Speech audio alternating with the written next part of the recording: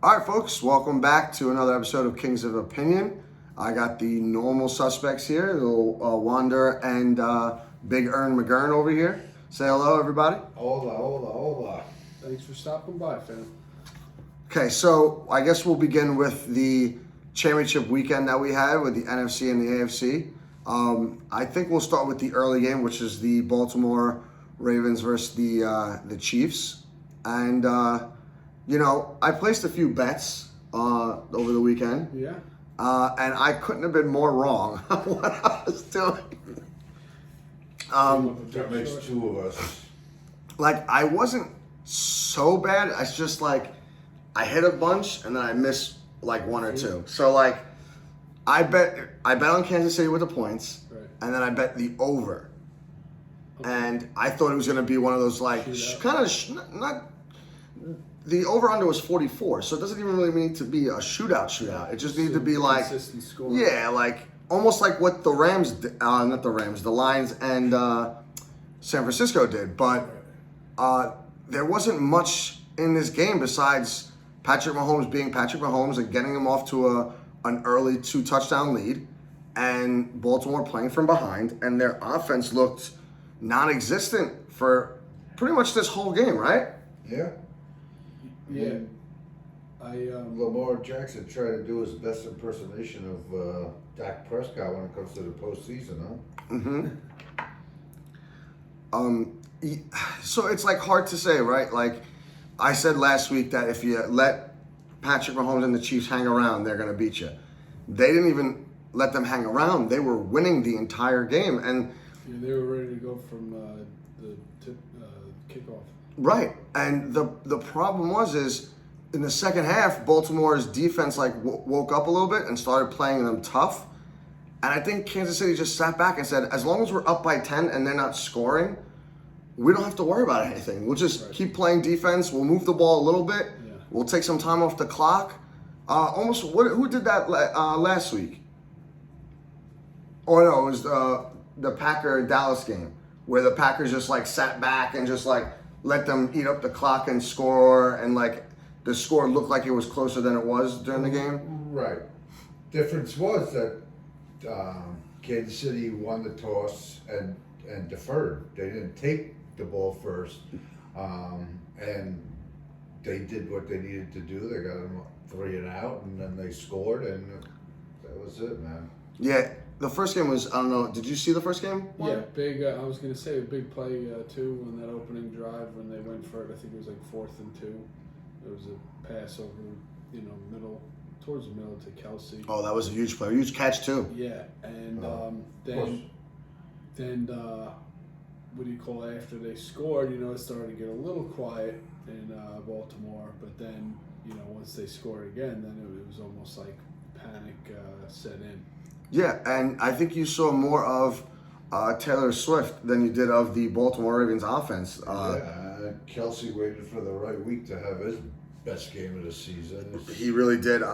Kudos to him. And we talked about him last week being the center of attention, and there was some him and his brother actually, and you could see him he was making big catch after big catch in this game, and you could tell Mahomes was just zeroing in on him, and they even said pre-game that he wasn't going to have a good game because the defense of Baltimore neutralizes the tight ends.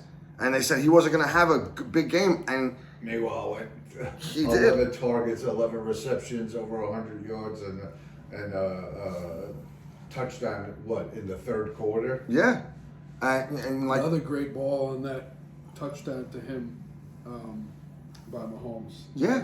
Some pass. But like I said, I'm not going to bet against Mahomes until he loses. Because most of the time he doesn't lose that big game. I think he's 12-3 now in playoff games. It's crazy. Right? That's, and he's still young, so it's not like he's going anywhere. No. You know what I mean? They're saying that depending on what happens in the Super Bowl, Andy Reid might wind up saying he might want to hang it up or whatever, but listen, I get wanting to retire. I know he's getting up there in age and whatnot, and maybe he wants to just enjoy his life, but I feel like that team is almost on autopilot. It's got to be pretty easy, just coming back and coaching the same group of guys, and listen, you know, you have your issues throughout the season, but for the most part, you win 11, 12 games, you're in the playoffs. Now they even showed that they could do it on the road. Yeah. They won 2 games on the road this year. Listen, it's pretty hard to doubt them ever, right? Yeah. As wacky as the season might have been, or as up and down as it might have been, when push comes to shove and it's time to show who's the best, they seem to be pretty good at that. Yeah. Whether it's a good game plan, I know this year Kansas City has a better defense than they do most of the time. Like normally they rely on their offense to get them to the Super Bowl and win the Super Bowl, but it looks like they've been running their defense, and they have a top 5 defense. So, you know, it works for them right now that they don't have to rely so much on constantly throwing the ball and Mahomes making these wild and wacky plays to win games and all that stuff. I mean, it's good that you have that in your arsenal, but when you don't need it, I think it's even better. Like their defense held Baltimore, and it almost looked like at times another huge play. Yeah. Flowers fumble. Oh, huge. I think that was in the third quarter, like towards the end of the third quarter, and like That's obviously the game breaker it's right there. it's that the game was over after that. Oh, it might have been even in the fourth quarter. It was either end of the third or beginning of the fourth. Yeah, like that was almost a nail in the coffin right there. And then you had Lamar trying to do too much. He's throwing into triple coverage, throwing that interception late in the game. Yeah, you know, like we said, he's starting to build that reputation of when it's time for the big game, which is surprising because, you know, as good as he's been, and especially as good as he's been this year, I didn't think that was going to be the case. See, I think the problem with towards the end of that game at least is they abandoned what they do best, which is the run. Yeah, it's funny that you mentioned that because I heard something earlier that they were the top running team in the NFL, I believe, this year, averaged over 130 yards a game, and we watched the game, and I didn't even realize that they only rushed 8 times. Wow. Well, it was 8 times With the 2 running backs. yes, and then 8 times with Lamar Jackson. Which is ridiculous. Yes, for a total of 16.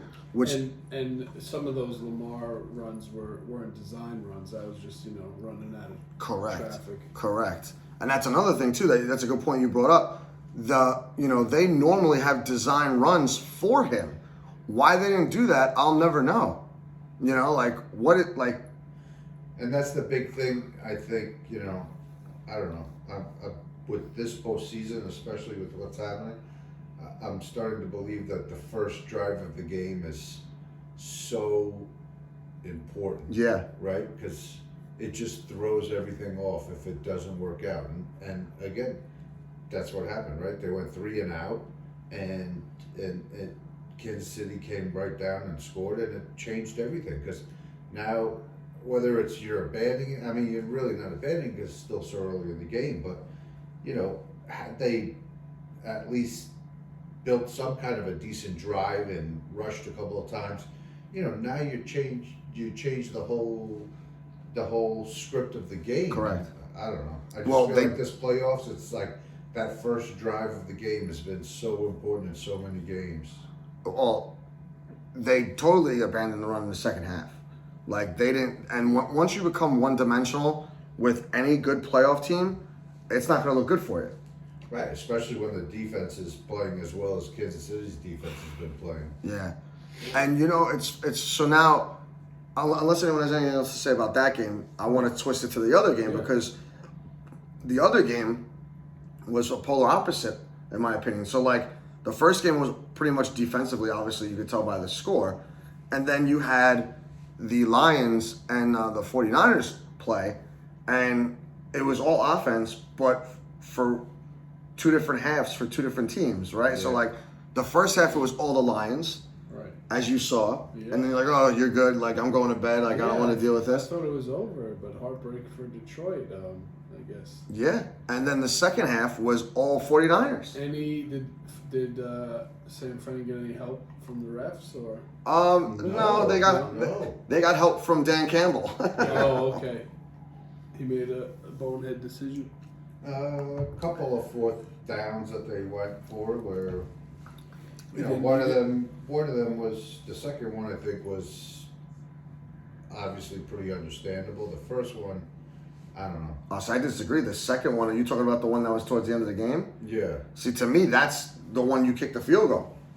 Like No, the first one, they would have went up 3 scores. 3 scores. Right, but the other one, you would have tied the game. To me, both like you want to play that stuff in the regular season, and you still have a 12-5 record or whatever. Because I don't. We were talking about this, like maybe it's a month ago now when they played Dallas, and they were doing that 2-point conversion nonsense over and over. And it's almost like, you know, how many times could you touch a sock and get electrocuted and say no, don't do that? You know, like you put it together. He did that in the Dallas game, and it could have worked out where it cost them not just the second seed, which Dallas wound up having. They could have had the first seed with the bye and home field advantage throughout the playoffs. Yeah. By losing that game. I mean, that's the one thing you can say is that he did it all year long, so it's not like it was something that he just did out of nowhere. But, I mean... Right, but when it literally cost you a trip to the Super Bowl, it's different, Yeah, right? I mean, you know, like anything else, it's easy for us to second guess now, right? Because of course they it is. lost. But if Right. they won, then we'd be singing a different tune. But Right, but if they won, maybe he didn't have to do those plays, and right? And if Jamar Gibbs doesn't fumble that ball at the goal line too, Right. it's a totally different ball game. Right, and also like you know you had Goff both on at least one of the fourth downs. He throws a strike right to Reynolds' chest, and he drops it. So like we could be singing a different tune if that guy makes the catch. Yeah. So like yeah, there's all these variables, and I get it, but that game to me, like if you're Detroit and you're like a loser like I am, like you're a Jet fan and you've been waiting forever to get to a Super Bowl, like It stings. yeah, I feel bad for Detroit, man. Like, and we were rooting for them anyway. Yeah, I mean, yeah, Detroit, like, they've had, they've been historically not good, so it was you know, And it's it was just- it was cool to see them, you know. Yeah, win. and it's just I guess that's the way they took off too because they did exactly what the Packers did last week, and I was like calling it all week. Like if the Packers did it to the 49ers, like the Lions could do it, and they jumped out to a tremendous lead, and they just couldn't hold it, and we knew Detroit didn't have like the defense, at least in the secondary, to like bunker down and hold them to only 7. Like you knew 49ers were going to score, right? Yeah, I mean, just all indications were that it was going to be a high-scoring game with the over being what it was, you know? Yeah. 51.5 points, so I mean, that's crazy. And they blew past that. Blew past it. It was 65, was it? Yeah, 65. But like you knew it was going to be like that type of a game. You just thought like with them coming out to such a big lead that they'd almost do what who just did that in the playoffs besides the Packers? Didn't someone else do it? Was it the Houston? What's that? Where like they just had such a big lead and then like they just kept scoring and scoring and scoring and they just didn't let up. Yeah. And then the other team was scoring but they just couldn't catch up. Yeah. Like that's the like a few people of mine at work, my coworkers, were talking about it. Like that's why you go for those field goals because the 49ers in the first half they got that field goal, and then you come right back and you get another field goal. They didn't just gain 3 points on you because you matched them. So now they're right back to square one. They don't get any momentum because they're not like, oh, we're only down 14 now as opposed to 17. You know? That's exactly why I think it was nonsense that he didn't kick that first field goal. Because if he kicks that first field goal, they're up 3 scores, and no matter what no matter what San Fran comes down and does that next drive, you know, you still have that little bit of a cushion there. Yep. And you still have momentum on your side. You know, going for a fourth down when you could have kicked the field goal and been up 3 scores, and everybody knows that and realizes that, and you fail on the fourth, that's like a kick in the fucking balls. Well, for one, it's a turnover, right? They say it's a turnover on downs, but it's almost just like throwing an interception, right? You're giving the ball right back, right where it is, and that's it. That's one. You give the 49ers, which is a team that had no momentum, more momentum. Right. And even if it's just for a little bit of time. But then you saw what happened in the second half. Like you said, you have the fumble. You have another, turnover on downs. The 49ers are at home. So as they score and it gets closer, they're just building more and more momentum. And that's ultimately what wound up dooming the Lions and why we're talking about the 49ers and the Chiefs next week as opposed to, the Chiefs and the Lions. Yeah. It's upsetting. And I feel for them because I'm a loser Jet fan. So I if that was the Jets, I'd be freaking pissed today. Yeah. Especially off some dumb mistakes. Definitely stings. Definitely stings. Unbelievable. How do we do in our picks? Do we remember what we picked last week? Well, we took both underdogs, so we're good. We were 2-0. Boo. Yeah, and I took San Fran. I think I got Baltimore. Okay, so you lost both. 6.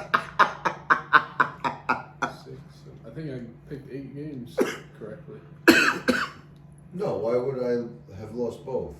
Well, because Kansas City won. And San Fran didn't cover. San Fran, exactly, they didn't cover. That was 7.5 or 7, depending on when we got it last week. What the numbers were. Yeah. But either which way, it was covered. Yeah, we did. I took 7.5. Mm-hmm. So, do we do we could do like a short little preview of the Super Bowl if you want right now, and then we'll get more into it next week before the Super Bowl. Yeah, I mean, we could wait till next week, but there's nothing really else to talk about in sports right now. No, there's really, I would like to say well, we got the Knicks, right? So, did you see what happened to Randall the other day? Yeah. So he's going to be out for a while. Looks like not as long as it possibly could have been. What are they saying? They say probably weeks rather than months. Oh, good. So it's actually good news. Yeah. So because they weren't sure yesterday if he was going to be out weeks or months, depending on what happened with the MRI, I guess. So it's looking more like weeks rather than months. Oh, that's good. That's what they're saying. So we'll see. To be determined. But I'm sure this is probably gonna push their hand in maybe making another deal, which could end up being a good thing. Yeah. Whereas they might not have if this didn't happen. So let's see. Yeah, I think they could always use more help off the bench for sure. That's what they were looking for, right? So the trade deadline is what, 2 weeks away, I think. Is that what it is? I know it's coming up. I don't know exactly when it is. It's. I think they said on the radio is a few weeks from now. So, I know they were looking for a backup point guard and like a big man. So now they're, I don't know where they're gonna go with the trades. I hope they get more ammo because with their recent run, they're 29-17. So they're 12 games up over 500, which is 4th place or no, they're in 5th. Still in 5th. Yeah, it's like they can't gain any ground because the guys in front of them are all winning as well. Cleveland's in 4th. Cleveland. They're that was surprising. racking up wins. So it's crazy because I feel like they've been in the 5th seed for the last 3 months. Yeah, it's like they can't gain any ground. Yeah, the few times we talked about them, they're always in 5th place. Cleveland. They're actually in 4th place right now. Oh, they are? Yeah, they just jumped over Cleveland. They're 29-17. Cleveland's 27-16. Okay. And they're knocking on the door, literally, of the 76ers. They're they have one more. Oh, they have 2 more losses than Philly. February 8th is the trade deadline. Oh, so that's next week. That's next Wednesday or Tuesday maybe? Yeah. Yeah, you're right. Wow. That's right around the corner then. So there's going to be a trade for somebody for the Knicks real soon then. If the guy's doing his job. I would assume that they're going to be at this point forced to make a move. Yeah. I mean, if you're going to be out without Randall for even a month, I know the season's long, like a month isn't that bad. Like if he's back in March, like you still have March, April, and May, and June. Like they're like, for whatever reason, they play half the amount of games that baseball players do, but their season is just as long, if not even longer, than baseball. And everyone always complains that baseball is like such a grind, it's forever and it's so long. But basketball started in October, didn't it? Yeah, but I mean, it's obviously not as long as baseball. Yeah. I mean, if it starts in October and it ends in like June, No. it's pretty long. It's I mean, that's with the playoffs, but 82 games. Yeah. yeah. But what I'm saying, I mean, they have a lot of days off and traveling in between. But I'm saying just the season itself is from October to I want to say the end of April, because then the playoffs start in May and the finals are in June, somewhere in the middle of June. That's long. October to June is long. Baseball, at least you know where you're getting it. It starts in April, it ends in November with the playoffs and World Series. Right. So it's like 6 months. This to me seems like it's a couple months longer than baseball. You know? It's crazy. I mean, if you want to count spring training, okay, March, well, I'll give baseball March to the November 1st. Mm-hmm. You know what I mean? So you're 7 months. But October to June, you know, it's crazy. The NBA is just crazy to me. Well, it's the same length as the hockey season, right? Because they play the same amount of games. Right, but do they go all the way to June with the Stanley Cup? I'm not even sure. Yeah, because we don't care about hockey, right? Until the playoffs. Yeah, so basketball starts in October, ends in April. Right, because then the playoffs are May and June.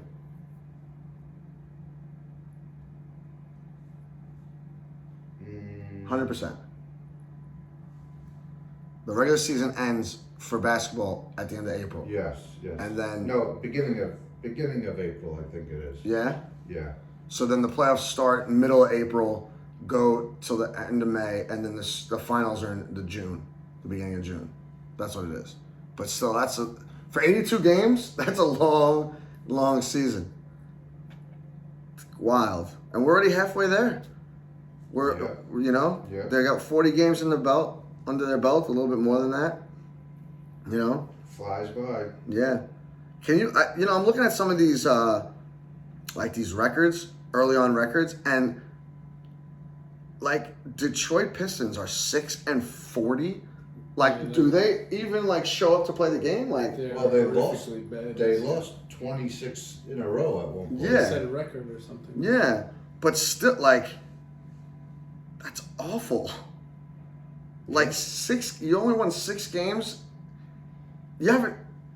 Hold on, October, November, December, January. We're almost in February. So like, if they don't win a game in February, like, they'll have a win a month. That's sad. Yeah. Oh, they must be terrible. Someone needs to like do their job over there. Anyway, I guess that's neither here nor there with that. But I'm actually starting to get a little upset with baseball right now.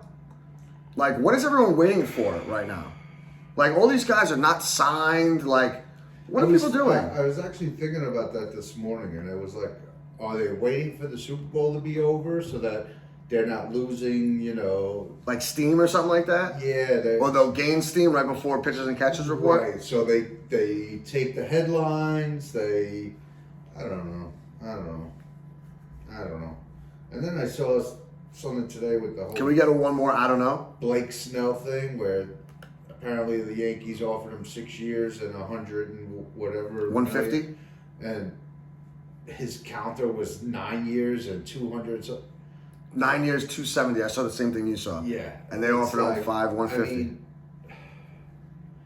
It doesn't seem like people are batting down the doors to sign any of these guys. So it's like, Waiting game, I guess. how accurate can that be to be so far apart in what you're being offered and what you're looking for? I mean, that's if you got 10 teams knocking on your door because they want you, I get it, but it doesn't seem to be the case. Okay, so with him specifically, no one knocked on his door. The Yankees like invited themselves through the door and said, "Hey, how you doing? Here's 6 years, $150 million if you want to, pitch for the Yankees." And he said no. And then it comes out that he wants 9 years and $270 million. Like, listen, I know you were just the Cy Young, but you're not getting more years than Garrett Cole, who's better than you. And probably a lot younger, no? Who? Garrett Snell? Cole. No, I think Snell might be a little bit younger, or really? They might be close in age. Find out from you, because that's actually intriguing, because you're not going to give a 30-year-old pitcher 9 years. Like, you're not doing it. So maybe he's like in his mid to late 20s. No, he's 31. Yeah, he's batshit crazy then. You want to be pitching till you're 40? No. And he's injury prone. So why on earth would anyone give him 9 years? Right. The Yankees are crazy for giving him 6 years at 150 at this point now. Because now you're going to say he's going to pitch till he's 37 with the Yankees? It's crazy. Which pitchers don't last anymore.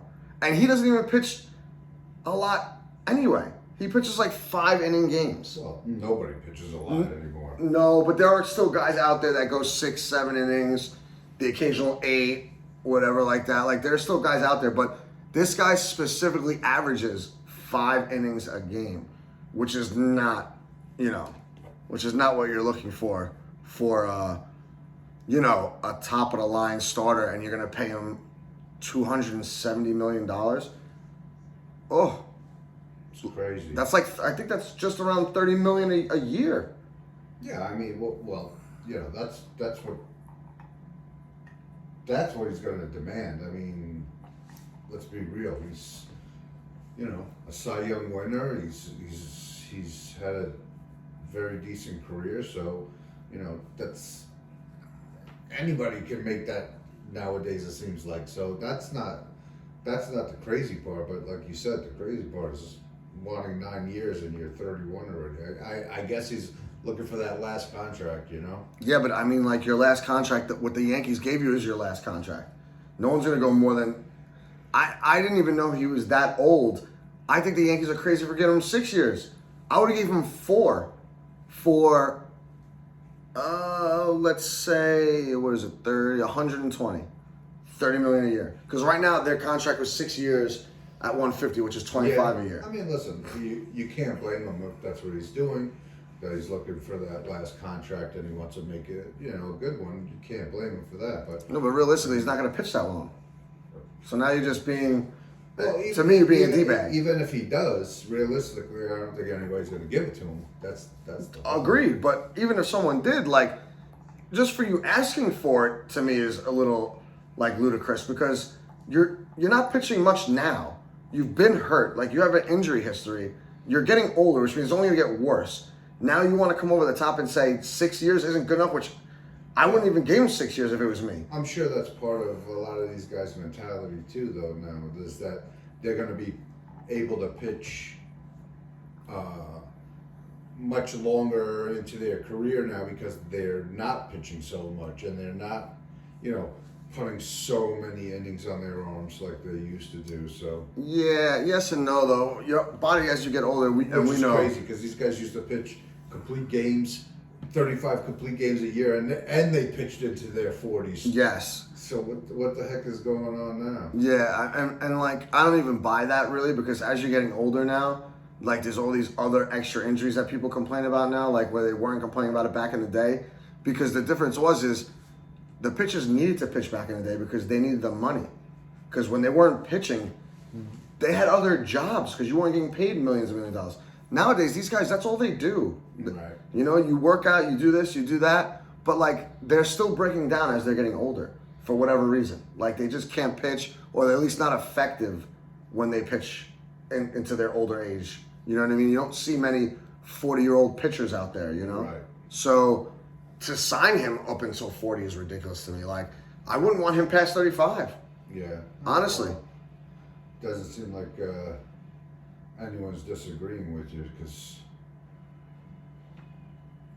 Yeah, he's not getting any love. And, like, just speaking for the Yankees, like, they've had a decent off season, right? Like I'm excited to see what's going to happen. Like, but they still need to make some moves. Yeah, I think that, and it'd be interesting to see what history says, but I wonder if the lack of action right now is because of the Super Bowl and the NFL playoffs, and you know how they just have the complete limelight, and they don't want these things to kind of get buried under the sand, you know. Maybe you might be right. I don't know. Like, it just seems like all of baseball's quiet. Like, Right, and I'm do thinking. you think that's no why. one wants to make a splash? Like, you would steal like a little bit. Oh wait, a team did make a splash today. You sent it to us, didn't you? Oh, Aaron Hicks. Yeah. But the Yankees, I just saw, still owe $19 million to. Aaron Hicks went to the Angels. Okay. Yeah. On a whopping 1-year deal. How much is he making for a 1-year deal? They only have to pay him the league minimum, league right? minimum, 'Cause because the Yankees are still paying his salary. Wow, that's nuts. I don't know. There's not much on here. Like, I don't know. Oh, what'd you think of the Hall of Fame? The guys that made it into the Hall of Fame. No argument, I guess. I like all three of them that got in. It was Beltran, Todd Helton, and who's the other one? Beltre. Oh, Beltre? Utley? No. No. Oh, Other that's didn't just make up it. for voting, I think. Oh my God. Yeah, I can't think of the third one. Beltre. Helton. Somebody else. Oh my God. Anyway, whatever it is, who cares? I didn't mind them, but I do bring this up to you though. How could Todd Helton be a Hall of Famer, and we still got guys like Don Mattingly and Keith Hernandez that are not in the Hall of Fame? Yeah. Well, I mean. Oh, Joe Mauer. Oh yes, that's an argument I'd like to have with some people. To be honest with you, you know what I mean? Because not that he was a bum, but you're telling me like, oh, he's in the Hall of Fame because he's like one of the best catchers, but he's really not, right? Like, yeah, you won 3 batting titles, awesome, but like, you see the catchers we have catching in baseball nowadays. It's not a crop of fantastic. There might be like maybe a handful of really good hitting / defensive catchers, or a mix where like he's really good hitting wise, but then he's not good defensively. Like Mauer was good defensively and he was a good hitter, right? Right. But besides the 3 batting titles, you know, what did he do? Like, what did he do? Did he hit 400 home runs? Did he hit 500 home runs? Did he hit even 300 home runs? That's what I'm looking at, because I'd be interested in seeing the comparison to his stats and Posada's stats. So they showed a comparison of that, which is why I was getting to what I was getting to. I hope you find it, because they're, besides the batting average, they're very similar. Like the career batting average, I mean. Like his career batting average I know is 306. So, Mauer.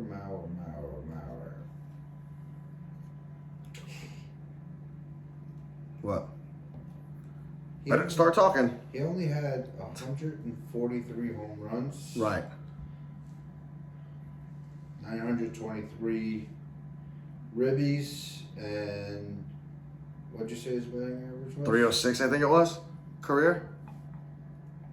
306, yeah. Mm-hmm. Now Posada's was like 273 or something like that. Let's see, Career? Posada.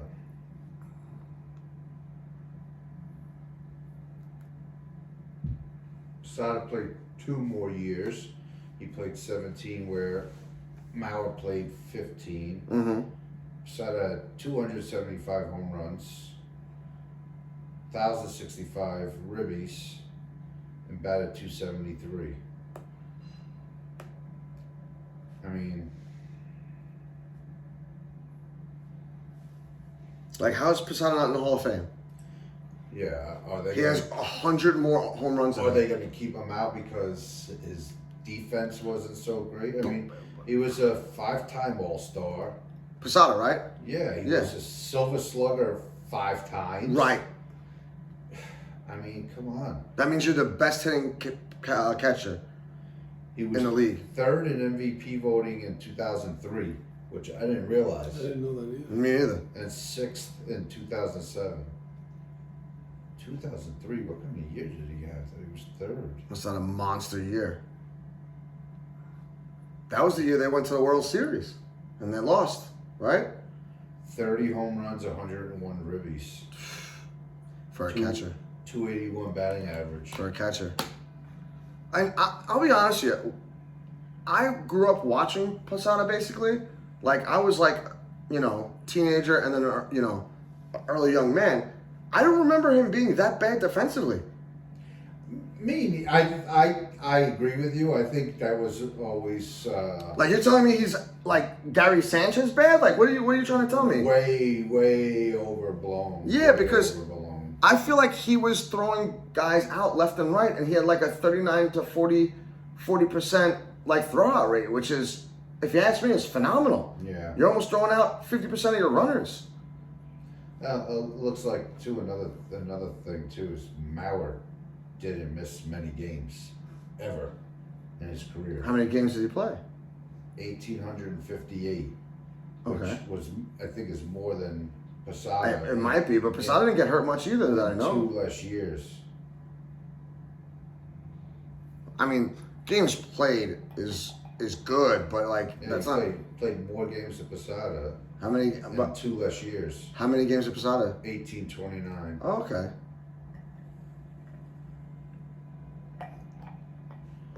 So he never really got hurt, Mauer.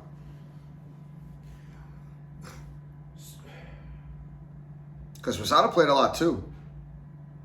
So does he even come up on the ballot, Posada? No, I don't think so. Not anymore. I don't think he got enough votes. Yeah, but like that's another thing too, and I'll talk about this real quick, and then we'll go to like what we've watched over the weekend. But the Hall of Fame now is such a joke for one of the reasons after this whole steroid thing, and like they have these writers that vote, right? And then you also have this, and it's relatively new. I don't know when it started, and like maybe we'll find out at some point. They have another like committee that like it's like a legacy committee where like you could vote on guys that from anywhere in baseball that you think is a Hall of Famer, and you could just put them into the Hall of Fame. Right. So like that's all well and good, but it kind of like waters it down, the Hall of Fame, a little bit, unless it's guys that like Don Mattingly, Posada, Keith Hernandez, guys like that really should be in there and never got. But they're not voting many guys in each year. I mean, 3 guys is nothing. And if I'm not mistaken, with the list for next year, which is where some of these guys who's still eligible that were right on the cusp might get lucky next year. Because if I remember correctly, looking at the list of the first timers for next year, is only like 1 guy who's probably going to make it. Really? Yeah, I forget who it was, but it was crazy. So, but I mean, I think there's way too much more taken into account with the Baseball Hall of Fame. That doesn't have to do with baseball, right? Where they're It's all like politics, basically. yeah, there's Like if they like you or if they don't like you. yeah. Like, you know what there should really be? Like, how's Gary Sheffield not in the Hall of Right. Fame? Well, his name was brought up last week because of this too. And there's a lot of guys like that should be in there because in their era when they were playing, they were dominant.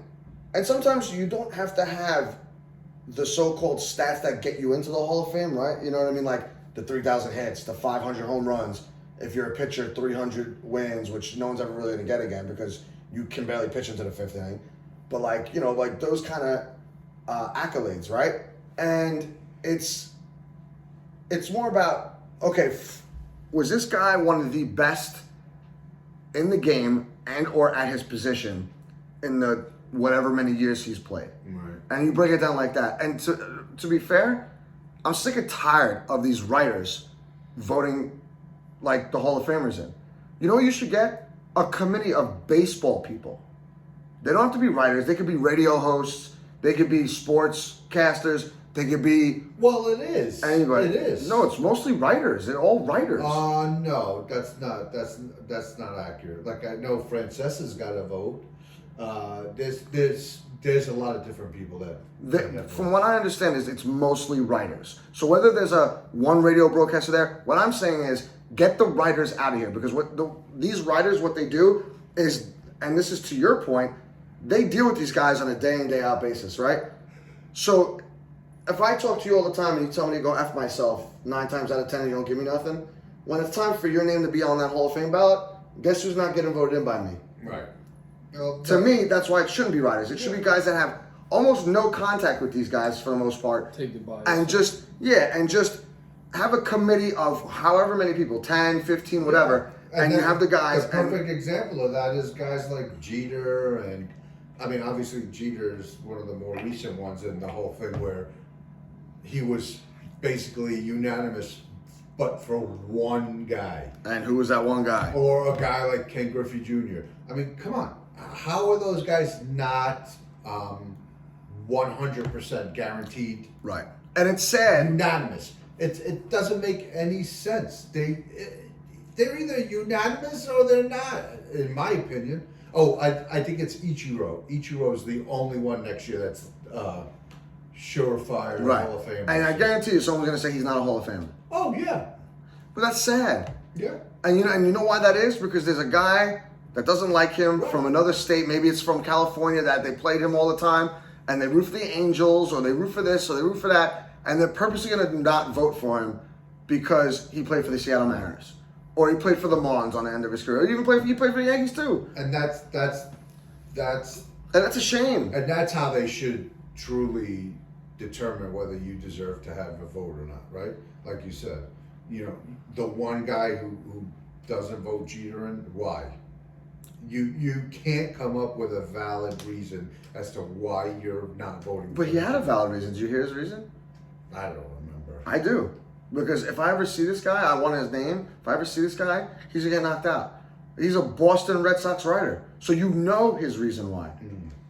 Because Jeter did Boston Red Sox dirty for so many years. He wanted to make sure he wasn't unanimous, and that was his shot. Which shocks me because that guy still, you know what's funny?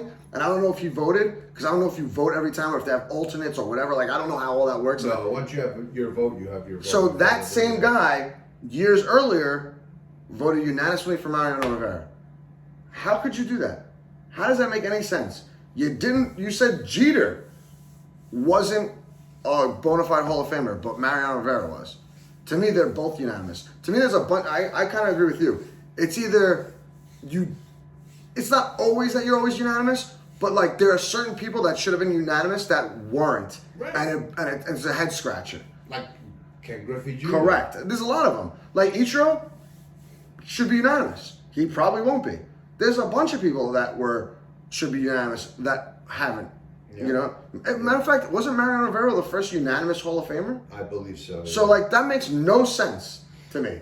When you have guys that, I mean, obviously I never saw, but like you got guys that like have transcended the game and did so much for the game that they should have been unanimous way before all this stuff, right? Yeah. I don't know. To me, all that stuff is fugazi. They need to clean that up. If baseball wants to be taken seriously again, they need to start fixing some of these like little things that, on the surface, people might not care about, but when you sit back and you watch or like you listen and you think about it, then you start to care about it. Because up until 10 minutes ago, I didn't really care about it. Now I wind up having Orion's rant in the middle of the episode for no freaking reason. Yeah. Right? Yeah. And I didn't even think that it was gonna happen. Anyway, I guess it's neither here nor there for right now. But baseball, get it together. Anyway, Wanda, let's talk about what we've been watching. I finished a bunch of stuff, but I want you to go first. All right. I need a little breather. Yeah, sure. I got you, Chip. Thanks. Let's see. I know I watched I finished Mayor of Kingstown season 2. It was a good show. I think it's coming back, so I guess I'll check it out. I mean, some of it's far fetched, but that's a lot of action, movies and shows. Yes. It's at least does it entertain you? Yeah, it gets a little dreary at times, but yeah, it's definitely keeps your attention. And then I went back to The Bear, which I forgot about. And I guess when I started it, it was not started the episode. Must have been like somewhere around a month ago. And it was the Christmas one. Holy shit! Oh yes. Is that the most? It's intense. That is an intense episode. Yeah, that's not a Christmas I want. I'll tell you that. I just thought they did just such a great job of capturing everything. Oof. That the intensity, it was just the manic behavior. I'm shocked you didn't watch all of The Bear because you guys told me to watch The Bear. I thought you guys watched it all. The first season I did, and then I thought that episode was like a movie almost. Yeah, it was wild. And then I did watch the next one after that too, where they gave it to his his cousin. They gave what to his cousin? Like it's his episode where he goes and works at like the restaurant. Oh yeah. That was a good episode too. That was. I was like, damn, he actually learned some manners. I was like, damn, I stopped. I took a break at the wrong time. Yeah. I came back to two great episodes. Plus, you said last time when we spoke about it, that was the best episode. Yeah. Yeah. You know why? It's just well done. Yeah, it's because it's not. I don't think they're really brothers. It's or cousins. Like he just grew up a family friend. It's like one of those things, and he was always busting. I forget the guy's name, but the main chef's balls. Carm? Yeah, Carmen, right, or Carm.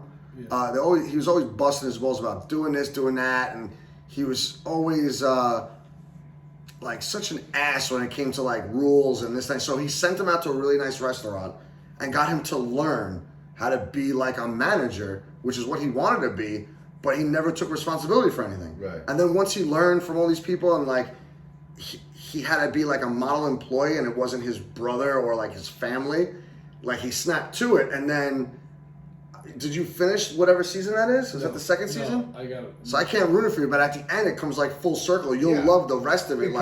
Because that's what it is, right? He worked for the brother all those years. They did what they did, and like anything else in life, when you're used to doing something for so many years, you think what you're doing was right, and as soon as somebody else comes in and tries to change things, you think it's wrong. Right. But because it's not what you're used to doesn't mean that it's wrong. Correct. Maybe what you were doing was wrong. Fear change. Right. Right.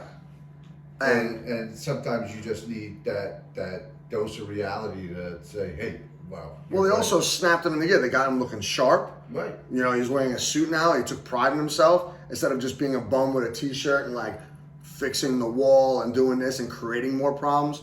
So it's good. Later on, you'll see it all comes full circle. So that's good.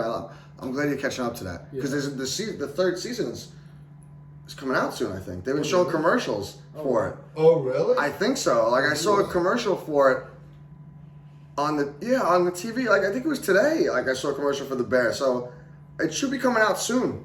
That would be good. Yeah, it would be because I'd like to see where that next season goes. But do they drop all the episodes at once, or are you gonna have to wait a few weeks? No, they do it weekly. So I'm gonna have to wait it even when it comes out for 2 months because it's 10 episodes, right? Yeah. You watch anything else? Oh yeah, and then I watched the new Ninja Turtles vehicle. I forget what it's called, but I thought it was cool. I dug the art style. The movie. Yeah. They changed some stuff, but I found it enjoyable, and it's not too long. So, like I said, I like the style of it. Nice. Cool. Very nice. They only started production in February. Oh, okay. You got some time. Yeah, so we got some time, probably the summertime. That's weird that they show commercials in for it. But anyway, me, what did I see? So I finally finished Top Boy. So yeah, that was good. I'm glad I got that over with though. It was starting to drag, and to be honest with you, I felt like I was in Fallujah or something like that. People were getting murdered left and right. I don't know what was happening in London. There's never any cops around. I don't see how that's possible in London, but whatever. I looked past it. I was a little upset with the ending. I'll say that. I don't want to ruin it for everybody, but there's certain people that died that I didn't want to die, and then there was certain people that died that I did want to die. So it's okay. I'll take it 50-50. But overall, it was a good show. I remember, Ernie, you were saying it's like The Wire, and I'll agree with you to a certain respect, because the only part of it that was like The Wire was the drugs. Other than that, like, I know you were saying it was like opposite of The Wire, Right, but similar concept. Which it completely was, because it totally was, because The Wire was all cops, and like you said, Top Boy, there was no cops. Right. Well, okay. So, like, you're entitled to your opinion, and I respect it. But The Wire wasn't all cops. It was the cops side of the. It was the cops side. When it's all said and done, there's no comparison. The Wire. Right. The Wire is a home run. It's one of the best shows out there. The thing too is The Wire was created by a cop and a reporter. Reporter. No. It was a cop and a perp. No, it was a reporter. I'm pretty sure. Trust me, it's my favorite show of all time. Yeah, but someone was. It was a guy who worked. It was a reporter for the Baltimore Sun and a police officer. Yeah, from Baltimore. but there was also a perp that did the show too. There was at least 3 of them. There was a perp in it. We have to look it up, but after the show, and we'll figure it out. Maybe one of the characters. No, but like there was a guy that was in jail that was partially loosely based on that story. Yeah, of course. Yes, that's true. But I'm saying that the co-creators. I mean, the Okay, two so people the that created okay. is a police officer, Right. and a reporter. for Okay, the fair enough, Baltimore but- Sun. His name's David Simon. He has a few. But the either the cop or the reporter took the stories from the perp. So the perp had like the guy in jail I see had what you're saying. like creative influence on the shows. Well, or actually, I believe it, and actually, I'm not sure if you're gonna remember this guy. He didn't have a huge part, but he was like, he worked at like, I don't know if it was like a youth place or some kind of something like that for underprivileged. Right. And he was actually like a gangster. himself. Back in the day in Yeah. Baltimore. Yeah, so it might have been that guy too. I just know that there was someone that was involved in the show. Yes, that it's created and primarily written by author and former police reporter David Simon. David Simon, yeah, he's got a few shows. I think was it Ed Ed Burns? Burns, Ed yeah. Burns is the police officer that he made it with. So finished Top Boy. Ed Burns was a cop. Yeah. You're thinking of a different Ed Burns, I think. Oh, okay, okay. But same name though. Yeah, it says the idea for the show started out as a police drama loosely based on the experiences of his writing partner, Ed Burns, a former homicide detective and public school teacher. Public school teacher. I guess that's where they got the idea for Right. Presbo, right? Right. What else did I watch? Oh, I watched Ted. I finished Ted. It was only 7 episodes. Or I should say season 4. Stupid funny, right? Just- Stupid funny. A lot of stuff they say, it's great. Yeah. And what they do is great. Which, isn't it surprising that in today's day and age, in amidst all the wokeness that we deal with, that they even allowed them to make a show like that? Well, I feel like Seth MacFarlane has he's got carte blanche right now. Yeah. Because he has I think Family Guy is on 20 seasons, right, or something like that. Yeah. And Ted is just basically almost like a loose spin-off of Family Guy, right? Like Family Guy, they get away with murder on that show. It's just a cartoon, so everyone leaves it alone. So then he did Ted, and he did the movies, and now he's doing the show, and I just think they let him do what he wants to do. No one's saying anything, but it's funny. Yeah. It's something to watch when you're messing Need a around good with laugh. stuff. Yeah, need a good laugh, and maybe you're playing video games on the phone or something like that. But it was good. It was quick. It's on Peacock, right? Yeah. We gotta figure out a way for Wander to watch it, because I think Wander will get a good old laugh every once in a while from that one. And then I saw this really weird movie. Which film was this? It's called The Postcard Killer. Postcard Killer. I haven't heard of it. What's On that Netflix. It's on Netflix. Is it It stars Negan, the guy that plays Negan. I forget his name, I know John the something Morgan or Yeah. John Taylor Morgan, whatever his name is. Who cares?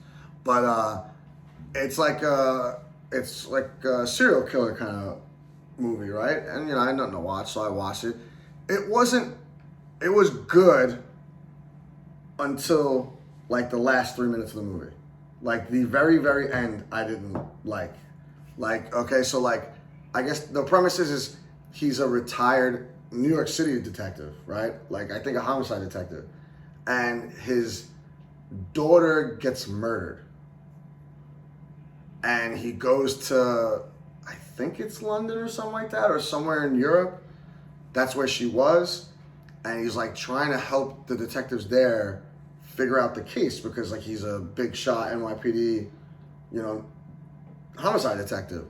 And like that's what the movie is based about. And then when they find out what happens, what he does next drives me nuts. Because if I went out there, it probably would have been a different story, But it was a good movie overall.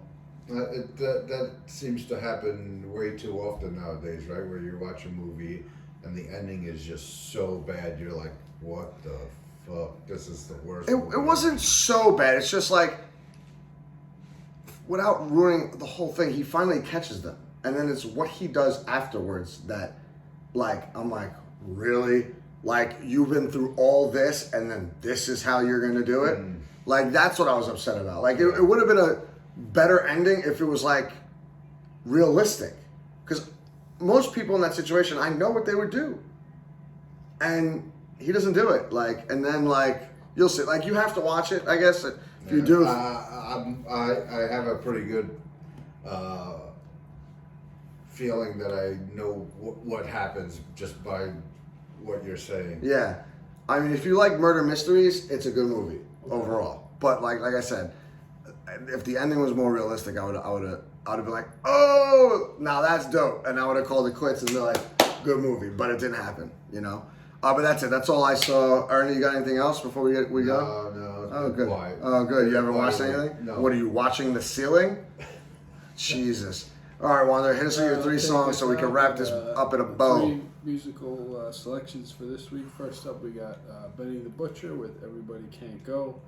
Second off, The Smile with Wall of Eyes. And third off, Crime Apple and Preservation with El Leon. Those are the 3 picks for this week. All right, excellent. And that'll about do it for us, folks. Everyone have a good week. I guess we'll see you with a special edition Super Bowl extravaganza next Monday, right? Before the Super Bowl? Yeah. I mean, it'll be a week before the Super Bowl, basically, but still, whatever. I don't know what we're going to do all week. Yeah, I don't either. Maybe we're going to have to go to a couple restaurants so we can do like a restaurant thing the next episode. But yeah, that does it for us tonight. Everyone enjoy the week. Have a great night. Take care. All right. Have a good one, fam. Brush your hair. Later.